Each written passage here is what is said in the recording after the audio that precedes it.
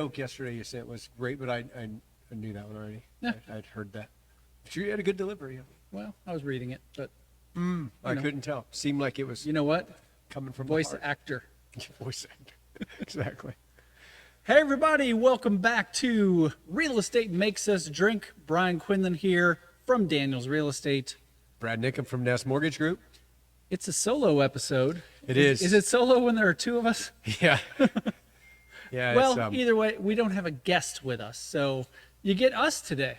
just But us. today is a, I almost call this a special episode because this is our first one since Brad has returned from Tequila, Mexico, which he's been talking about in every episode of 2024. So we finally get to hear about the trip. Oh, I promised not to talk about it anymore at the last well, episode. here we go. That's nonsense. Cheers. Cheers and bienvenido. What the heck are you drinking there? I don't know. I visited my local Total Wine and found this, and I like watermelon flavored things. So this is something called Odd Side Wheatermelon. It's a wheat beer with watermelon added. And it, And you actually like the flavor of watermelon. I do like the flavor of watermelon. This is from Michigan. So I think they make There we some go. fine beverages in Michigan.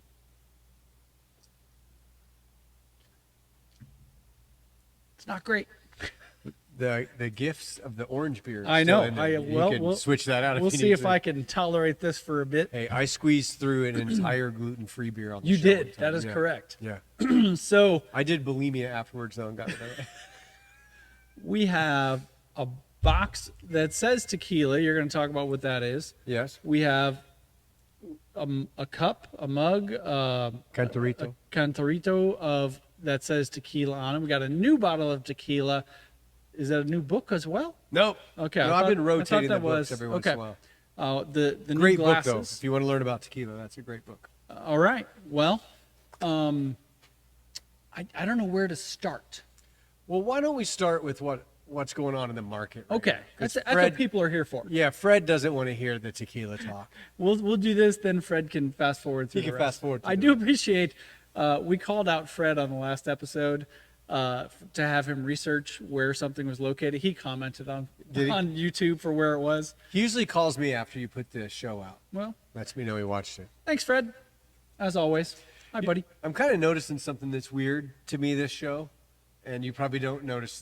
There's an OCD factor that I have about me, and this is the first time that we've done it with the lenses of the camera down and on this side. I actually did notice that, and I wasn't sure if it was Really weird. different. Okay, well, Looks it is. really weird. Hopefully, it's not upside down on YouTube. Wouldn't that be awesome if it was? Just our ability to drink upside down. Would You be amazing. recorded it wrong. That's awesome.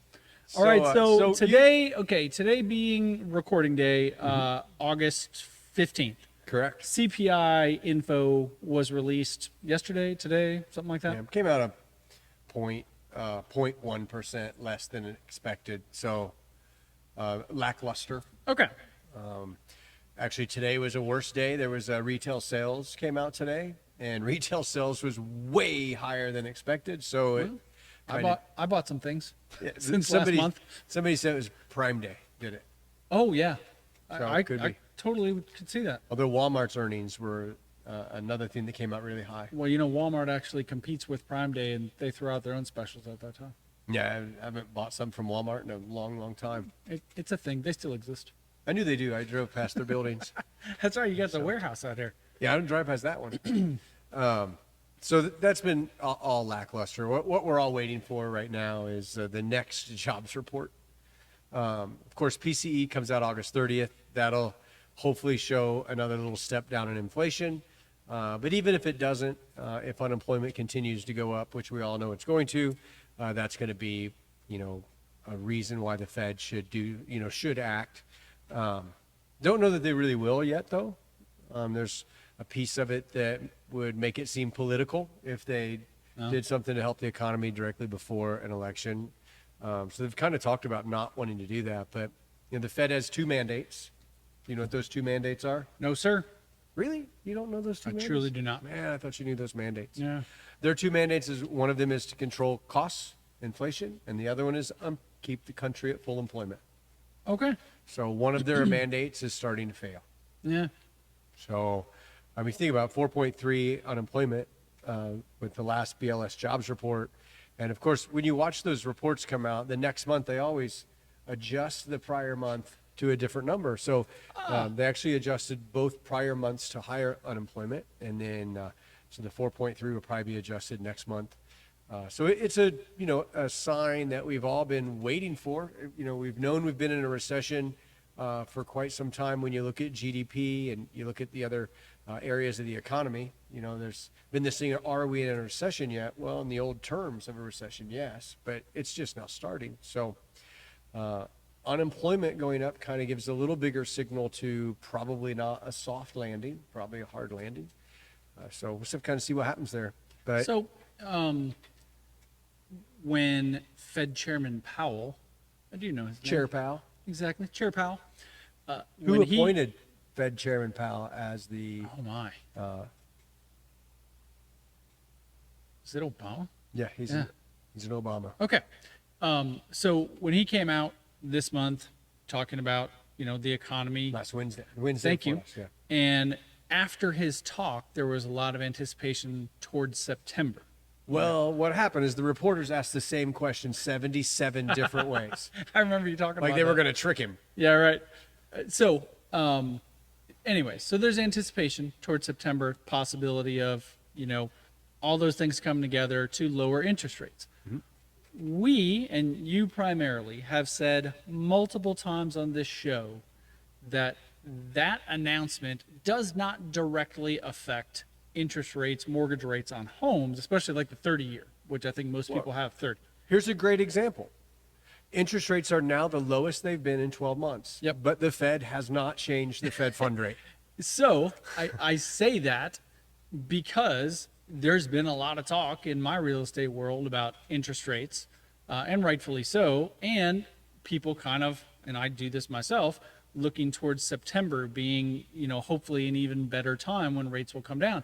But they're not supposed to be related to each other, yet it won't somehow direct- they wind up being related to each It other. won't be directly affect.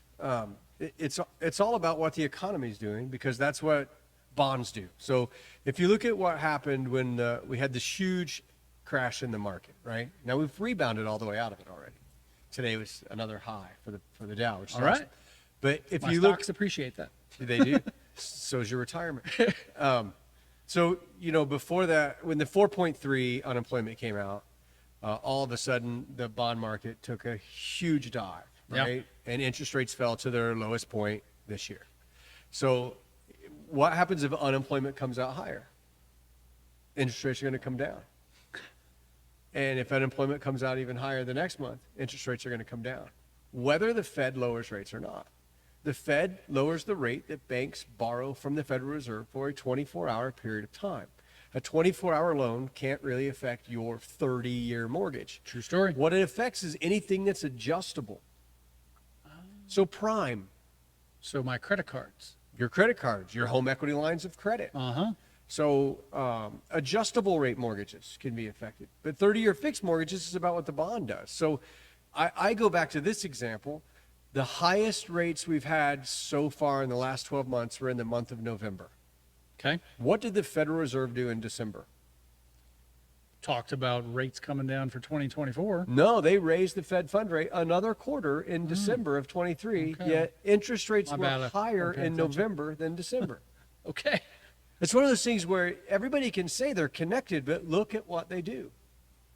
So, and if you go historically, there's many points where the Fed fund rate was high and interest rates were low, and the Fed fund rate was low and interest rates were high. Follows inflation. Follows what the economy is going to do. So why did Warren Buffett dump half of his Amazon stock and put multiple billions of dollars into the Treasury market last Friday? With the anticipation of treasury bonds going up? No, No. actually, when you buy them, you're buying in at those at that rate of whatever the 5-year term or 10-year term. So he pulled okay. money out of the stock market and he dumped it into the Treasury market. So what he's saying is the Treasuries are at their peak and the stock market is coming down. Stock market doesn't like recessions. No. Bond yields don't like recessions either. That's why mortgage rates come down. So he put his money into bonds because he knows that if the market goes down any further, the yields on the treasuries are already going to be down, and he's going to miss out on a return on that money. Treasuries and bonds are long-term, safer investments with a smaller return. Stock market is a much more risky return. Right. So what does that signal to the mortgage market is interest rates have started to come down. Now, here's the ridiculous thing that I have. People calling me going, I want to refinance right now. Not a good idea? You know what Interest you're rates saying? just started to go down. It's like buying NVIDIA stock today. It's already up there. You can't come in and buy it at the top. You don't want to refinance when they first start to fall, because then 4 months later, you're going to want to refinance again if they fell a whole other point. Yeah. And here's the thing. Let's say that you have a $500,000 mortgage and you can refinance it today, and you're going to spend $2,900 to refinance it to save $600 a month. Okay, so $2,900, you're saving $600 a month. How many months do you have to be in that mortgage before you break even? So you save $600 a month. 2,400 would be 4 Yep, months. sure. So you 5 months to make Right. a little bit of money. Yep. And rates just started to come down. So let's say they're at 5.5 in December, and now you want to refinance again. You just wasted $500, Because now you're in for another couple $1,000s of refinancing. and you fees haven't broke such. even yet. Right. and you spread your loan back out again. All right, let me ask you this. One of the things that I talk about in a few videos or encourage people is Tater tot. no, thank you. Is you can't time the market. And essentially, somewhat of what you're saying is you need to figure out how to time the market. Like, how is someone going to know when it has gotten as low as it could? Well, it's all. Kind of a crapshoot. No, it's really very easy to see. Okay. And like the stock market, it's not timing the market, it's time in the market. Time in the market. Right. It's Okay. important in the stock market. But you're playing a really long-term game in the stock market. Yes. If you're doing option trading and you're getting in and out, now you're going to look at trends, right? So even though the stock market has done this for the last couple of years, it's done this. Yeah. Up So- and down, but going up while going up There's and a down. trough. Okay? The trough is what tells you your trend. So the trough could be, this is how low it went, and this is how high it went, but the next low is higher than the last low, right? So you're trending this direction. Yeah. So you know to play in that game. So interest rates have been, the trough is kind of like this for the last 12 months. Yep. But now we're starting to see it come down. So now what you got to do is you got to watch where that trough goes. Again, you can't time the market, but you have to pick a strike point and go, I would be happy if it got to 5% and I would refinance at 5%. Okay. Or I would be happy if it got to 4.5. I'll refinance at 4.5. The day that your trend starts to change, I'll probably go ahead and refinance. Now here's the thing. Let's say interest rates drop to 3.25. And when you finally pull the trigger there at, 3.5. Are you mad that you missed the quarter, or would you really have been pissed that you were stuck at 4.5 where you refinance? I think I'd be more pissed I'm stuck at 4.5. So the key is great loan officers watch this stuff. They know. Guys that have been doing this a long time, they watch those trends.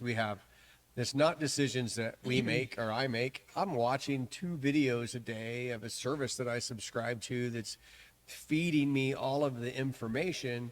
And I also have those graphs, the tickers of the 10-year treasury and the 5.5 30-year mortgage-backed security on a screen all day long. So it's easy to look at and recognize the trend, and then you follow the trend until you think you're near the bottom.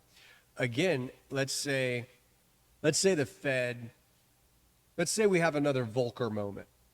You know what that is? Do you know I do who not. Volcker is? I do not. So in the 70s and 80s, there was a gentleman named Volcker who was the chairman, Sounds the like a Fed chairman. sounds like a villain in a tech superhero movie. No, he was. He was just Or probably Voltron. he was probably an academia economist. Oh, excellent. That's what they all are. That's right.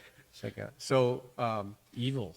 they had raised the Fed fund rate to slow inflation going into the 80s, and inflation had started to dip, and he went ahead and cut the Fed fund rate, and he cut it too early, Yeah. and that sent us into a massive amount of inflation into the 80s. So Yeah. one of the things that's been talked about so much is that Chair Powell doesn't want to make the same mistakes that Volcker made going into starting to see a downturn on inflation. And one of the reasons they talked about that was because one of the mandates has been really strong, 3.9, 3.6, 3.7 unemployment. So it's a hard thing to lower the Fed fund rate when your inflation is coming down, but it's not your target and you're at good employment. So really what's more important now than inflation is the second mandate is unemployment. If unemployment continues to get worse, which we know that it is. I mean, every day you see companies that are laying people off. First the tech industry, now the auto industry starting to have some softness in it. A lot of manufacturing. There was a report that just came out on Monday that's a manufacturing report that truly shows manufacturing is completely in a recession. Wow. So for the past 4 reports in JOLTS and ADP, we've seen a decrease in the amount of hours worked. We've seen a decrease in the amount of overtime worked. We've seen a decrease in average pay. So another part of unemployment may be that you worked at a company that you got 46 hours every week and now you're getting 33. Yeah. So it's not necessarily that you lost a job, but now you're not having that same financial impact that you were. So those reports have been coming out in a negative all along, but they don't carry the strength as what new jobs did. So, Okay. I'm going to sum all that up here a little bit.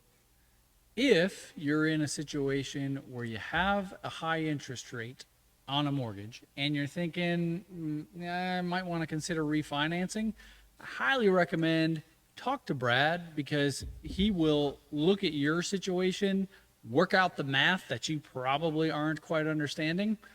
No offense to those who do understand the math, but many people don't. And, have him explain the math of it to you because that makes a huge difference on whether you should do it now or whether you should wait. and I'll tell you that there's a lot of loan officers that haven't had great years and they don't care if it's a good deal for you to do it or not. They'll do your loan. So Yeah. you're going to get marketing out the wazoo. You're going to get phone calls. They just go to the county courthouse and buy the records of the mortgage you have. They know what your rate is and when you closed on it. They know how much your original mortgage was for. So they're going to target people that are in the 7s and try to talk them into refinancing in the 6s. And you're going to do it. You're going to spend that money. And next thing you know, you're going to go, man, I refinanced too early. So Yeah, I've heard a number of people saying they're starting to get a lot more mail or email or phone calls. I got telemarketed. That's great. I love those calls. That's I a bet fun you call. do. Yeah, let's talk about it. You're in the mortgage business, huh? How long you been doing it? So those are great phone calls. But yeah, there's a lot of factors. Here's kind of the opposite of everything that I just said is let's say you want to do some cash out and you want to consolidate a bunch of debt. Well, a cash out mortgage interest rate's higher than a rate and term interest rate. Okay. So if you've got a lot of equity and you got a lot of high credit or high interest debt you want to pay off, let's do that refinance now and pay off all that debt. Great idea. Then wait 4 or 5 months or 6 months till rates come down and then refinance into a rate and term and go snag back that lower rate. It's a thought out there on utilizing the equity in your home to reduce your monthly outgo. And then when rates fall to that bottom, we know that trough is kind of starting to slide sideways. Let's refinance you into a rate and term and get you the lower rate. Or let's have you talk to a realtor and finally do that move up into the other house that you wanted. What a great idea. Now your debt to income ratio is all good and you can save up some more money. And All good. yeah. So, nice transition there. In my world, I have seen an uptick in leads coming in for people wanting to go shopping for houses. Yeah, it's really jumped. And in my world of social media, I see a number of realtors that I follow that are all putting out very similar information in that, oh, rates are dropping. And so now's the time to start talking about it. And I've certainly made a couple of videos like that myself. Have you seen an uptick in loan applications? Refinance mortgage applications are up 118% year over year. Wow. I have 2 of them in my pipeline right now, which means I'm up 200%. And how about Purchases? Yeah. So I did have 7 people write offers this weekend, and one of them won. Oh. Everybody else got outbid, so there's still a lot of competition. Pre-approvals have been kind of starting to come up a little bit. There's a couple factors there. The pre-approvals I've had recently have all been people who are now wanting to sell their house. Oh, okay. So 76% of the people in America have a mortgage that is at 5.5 or lower. That's a lot. And it's a lot. So I think we talked about it on one before. Maybe we just talked about it not on the show, but there's a survey that was done that said most people they've stayed locked into their house because of the interest rate they have, and they're not interested in thinking about moving or buying another house until the interest rates come down to at least 1 point higher than the rate they have. We did talk about that on a previous episode. So if you think we've gotten really close to 6.5 in some loan types and credit types, and somebody's sitting on a 5.5 that they got in 2022, Yep. now they're thinking about buying a house. That's right. And you said how many million people that would be? It's like 4.5 million people could purchase, but if we drop to 5.5, it's something like 9 million people can refinance. Well, unfortunately, those people are going to find that there isn't enough inventory to satisfy all those buyers. Now, some of those will be people in a home that are willing to sell now, but if I got 9.5 million refinances, I'm buying a jet. Excellent. Where are we going? Anywhere we want to. I might be able to even have enough money to fly on one of those billionaires' penis rockets. Oh, I will not go on that. However, I know what you're saying. There'd be no way to do 9.5 million loans as a loan officer. Yeah. It'd be impossible. So Elon Musk wouldn't even be able to figure out how to do it. one of the things that I am telling people to do is if they've been sitting on the sideline waiting for rates to start coming down for purchasing a house, is now's the time to get out there and get pre-approved, because it takes, roughly 30 to 40 days to find a house and get under contract and get through all the financial and inspections and all of that to actually get to closing. Right. So the pre-approval doesn't lock them into a rate. Nope. Don't lock It just into a rate. approves them. So you get the pre-approval now, and by the time you get to closing, there's a seemingly good chance that rate will be even lower by the time you get to the closing day. Actually, though, locked in. If you think about this, as more and more people are now moving into the market, I just mentioned 7 people wrote offers over the weekend and only one of them won. So if you have a market right now that is just kind of starting to heat back up, probably better to get in here now than to wait till rates are 4% and pay $35,000 over list to get the house. Absolutely. Especially if you are a VA, a USDA, or a FHA borrower. Man, yeah. Because you guys get thrown to the back of the pack. Unfortunately, yes. And there's still a lot of cash buyers. So one other thing to keep in mind is there are still people out there that have 33% of the people that own a home in America own it free and clear. That noise you hear is emails and text messages coming into my computer. Lighting it They're up. not stopping, are they? No, it is not. So 33% of the people in America own their home free and clear. So when those people decide, okay, now I think I'm ready to move, I think the market's good enough to sell my house and get over list, right? That's what some people are waiting for, and they're going to maybe downsize because a lot of those are probably boomers or older people. They're going to have cash to buy their next house. And if they're downsizing, they're beating out the first-time home buyer that's trying to buy the house that is, I don't want to use the word affordable. Maybe we call that they're going to buy the least unaffordable home. Yeah.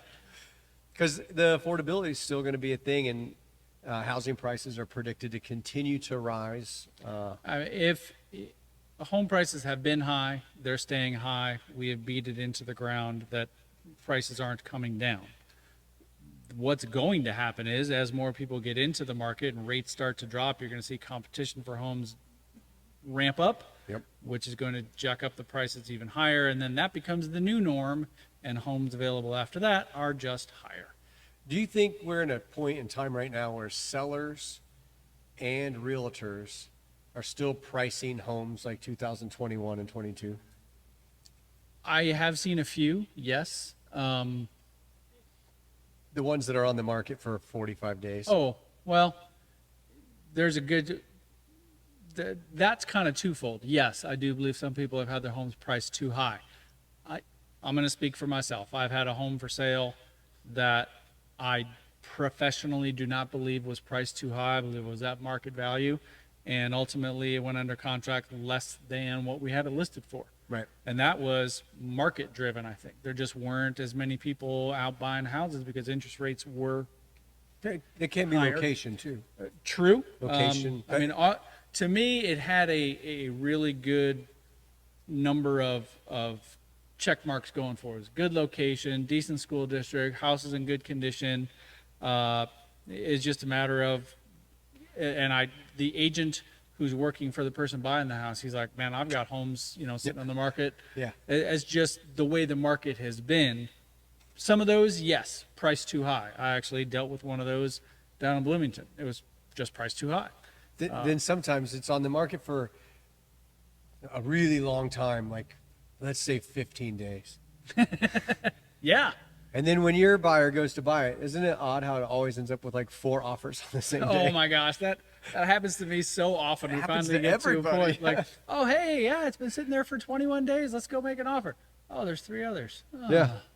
It's crazy. It is very weird how one house in a neighborhood goes right away and another house doesn't. But for all in all, the market is still incredibly healthy. This is oftentimes a very popular time for real estate as it is. July always seems to be slow.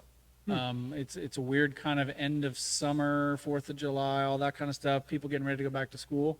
But oddly enough, August, September, October are very busy times in real estate. So, that's where we're at. We're actually pretty even usually. And interest rates are coming down. It's only going to make it even busier. Going to get busy. All right, Tell you what, bud, it's time.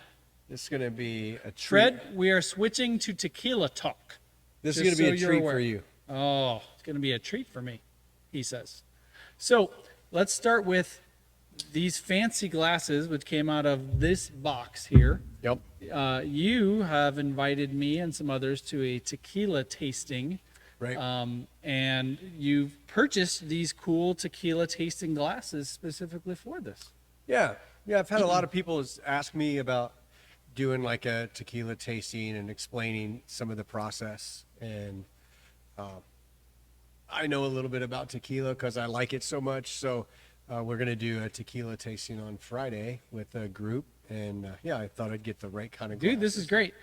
So before we talk about your trip to tequila, this came from tequila. Correct. It is tequila. What do you got? That's a distillery called Arete. The building itself was built in 1900. That's when they started distilling tequila. 1900? 1900. Okay. Right next to Reyes Distillery, their sign out front, their building was built in 1846. Okay. Like the age of these companies and the tequila is really, there's so much history. It's really cool. It's one of the things I really like about it. But this is actually a new product for them. It's a Blanco, of course. I mean, it's not aged, right, in a barrel. But it's a high proof, so it's 101 proof. Oh, Lordy. So when it comes out of this still, this is only diluted a little bit. Arete uses a high-pressure autoclave, which is like a giant slow cooker or pressure cooker. Okay. So they can cook the agave faster than a stone oven, which takes 3 to 4 days to Okay. cook. And then they use a roller mill, which is a thing that shreds and smashes the agave to get the juice out of it. Cool. And then they distill twice, once in a massive copper still, and then the second time in a much smaller copper still. And this is the artisanal product. They have 2. They have a craft, which is a little bit lower quality, and the artisanal product is their top. It's not an expensive tequila by any means. It's hard to find in our area, but it's a really good tequila. Here we go. I'm going to show you something that I learned. So what you want to do is you just want to give it a swirl, and then just like wine, you look for the crown and the legs, right? That shows that it's got a little oil in it. It's from the actual tequila. The better the tequila, the more oil and the thicker the legs. I do see that. Okay. Now, when you smell tequila, the first time it's a really strong alcohol smell. Sure is. You do it a second time, little less alcohol smell. I would agree. Third time, I can't pick out what I'm smelling. the alcohol's almost gone, isn't it? It again. Now, something crazy is take the next smell from the top of the glass. Like no alcohol. It's not harsh at all anymore, right? So this first is training your senses to the alcohol. And Okay. keep in mind, this is 101 proof. Yeah. So what you want to do when you get it is it's just a little sip to get some on your palate, and then take another little sip after that, and then that's where you get all the flavors at.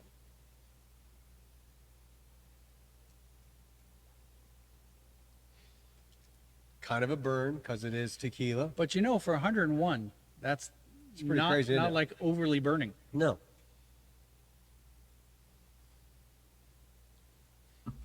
And you get that up front, like what you call the tequila taste. Yep.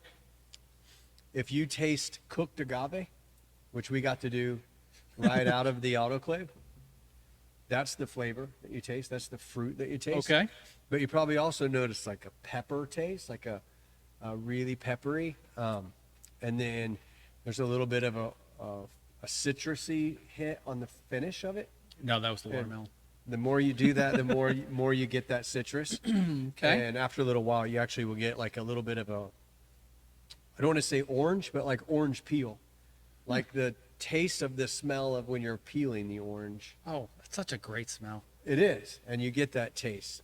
So there's a whole art to doing the tastings. When we were at El Tequila, which is actually the distillery where our hotel was at, Casa Salas, the Salas family owns it. El Tequila started in the early 1900s. The place was beautiful. It was a fantastic tour. I saw through your the distillery. pictures. The Pretty hotel awesome. was amazing. And then we went and did a tasting of each one of the, like the 7 different El Tequinos that they have. And they kind of taught that. I'd never learned to smell it multiple times. Yeah. It changes each time. And Oddly what's enough. crazy is each taste after you do that changes a little bit as well. So when you have a high proof, you have a lot stronger agave taste because they haven't diluted it down. Okay. So a lot of the tequila connoisseurs like the high proofs because you have more of a tequila or agave flavor than some of the other tequilas. Do you actually think that's not too bad? It is tolerable. See, so I looked all over tequila for a shirt that said, I wish I liked tequila. I couldn't find one. Well, maybe they need tried. to custom make one for me. I was thinking about that too. So, So you're wearing your Fortaleza shirt, yes. and I know because we have talked about it how hard it is to find Fortaleza in Indiana, maybe even in America, Nationwide. right? Nationwide, it's hard to find. Okay, I've said this to you, but watching your photos online every day brought me so much joy because I That's know awesome. how much you were looking forward to that trip. And like I was equating it to me going to like the Baseball Hall of Fame or, the NFL Hall of Fame, and just the joy that would bring me to see all this stuff, Yeah. history and, how it all began and that sort of thing. And I got to feel like you were going through that. And I could see that in your picture. You were just in heaven. Oh, the history of the place, it's a little town, an hour and a And half. I do like history, which also adds to my enjoyment. Hour and a half outside of Guadalajara. And Tony noticed it on the way back. She didn't notice it on the way to Tequila. But Tequila is old school Mexico. The older cars, the homes, the streets of the towns were really pretty, but it's old. Most people probably only speak Spanish, right? Yeah, it was hard to find English Yeah, speakers. okay. It really was. But when you're going back to Guadalajara, you enter the first little suburb, and then all of a sudden it's all brand new cars. It's a 3-lane freeway. It's like, uh-oh, hey, there's a Tesla. There was one. We've seen one. If electric cars are going to save the world, they got a lot of work to do in Mexico. A lot of work to do. It ain't just America, folks. So, I mean, we went to a church on the Plaza Square that was built in 1500. Jeez. And on the other side of the Plaza Square was a bigger church because it was built in 1800. It just, you know, we talk about how historical things in America. We're nowhere near the age of real history. The church was 1500, and several of these distilleries, like when you look at the Cuervo facility, like 1730. You know, the Salsa facility was like 1810 or something.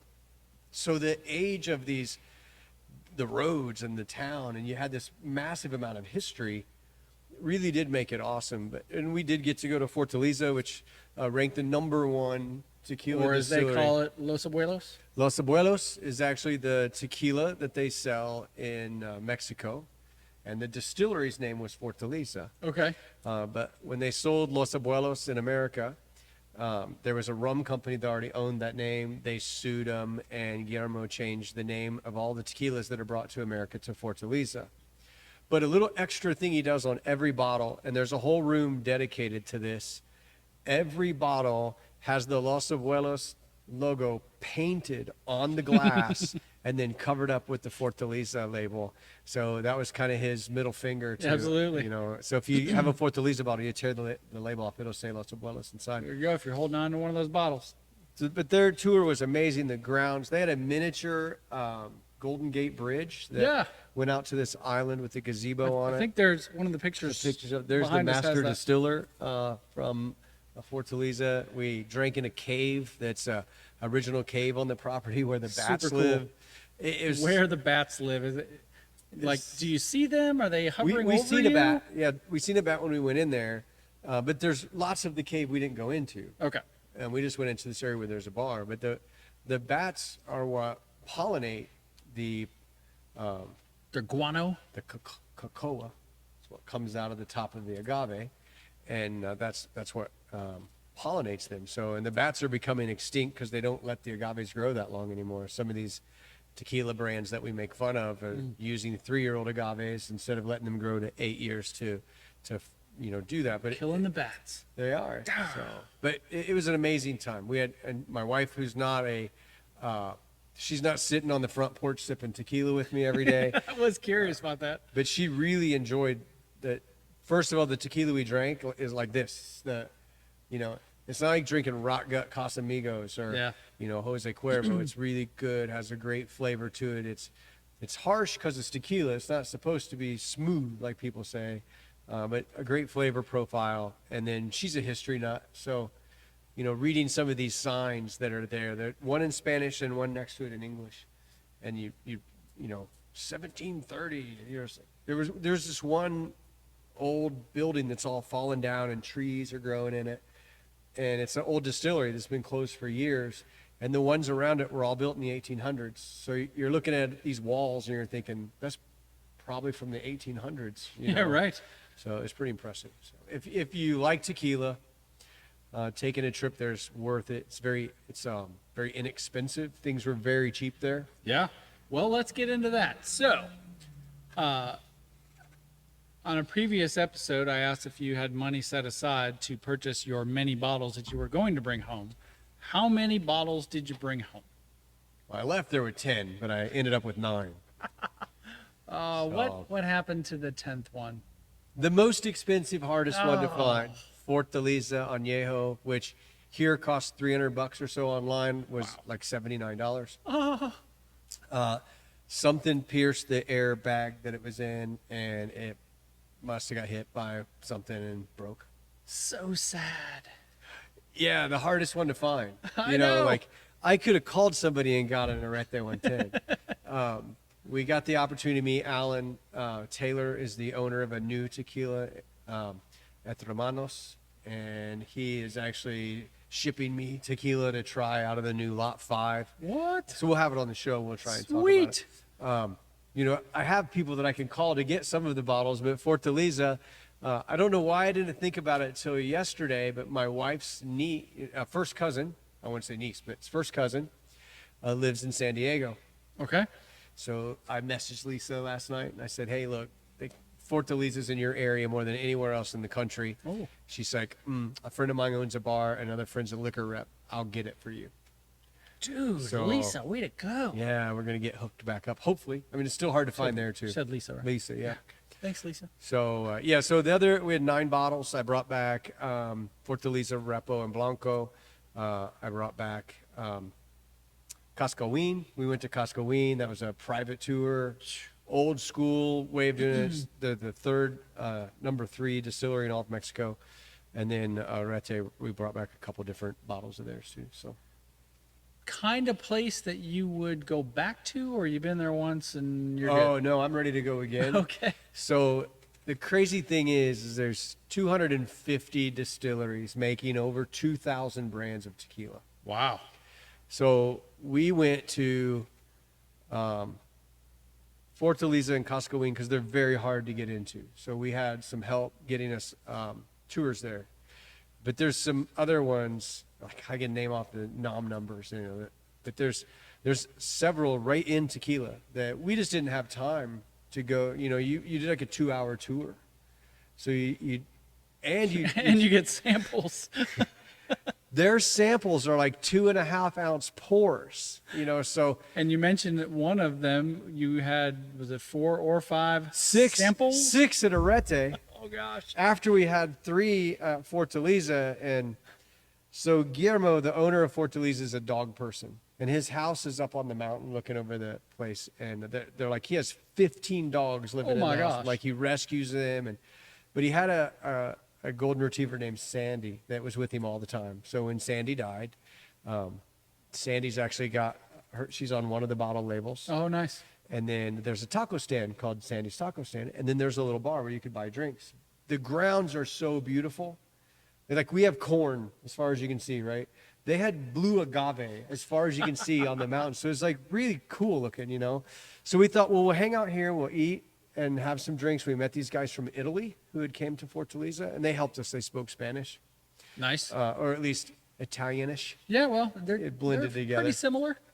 So Tony and I had a taco and like 3 more glasses of Fortaleza before we headed off to Arete. Oh, Before we went to Batangas at the bar that made those. So I had to look back at the video to see what time it was because we really just don't remember going to bed. Good times indeed. It was awesome, yeah. Well, glad you had such a great time. Thanks for sharing your We'll have story to with drag us. you down there sometime. You like history. You'll come back like in Tequila. Remember, want to place bets on that? No. All right, well, let's wrap it up, buddy. Thanks for watching. Yeah, if you want questions answered regarding refinancing or getting a loan application going, contact Brad. If you're in the Indianapolis area looking to buy a house, contact me. Or the We Bloomington appreciate area. it. Or apparently the Bloomington area, which counts as Indianapolis. It's only Yes, like it's 40 same. minutes, Yeah, right? you're good. All right, we'll see you next time. Real Estate Makes us Drink. Brad, Cheers. adios.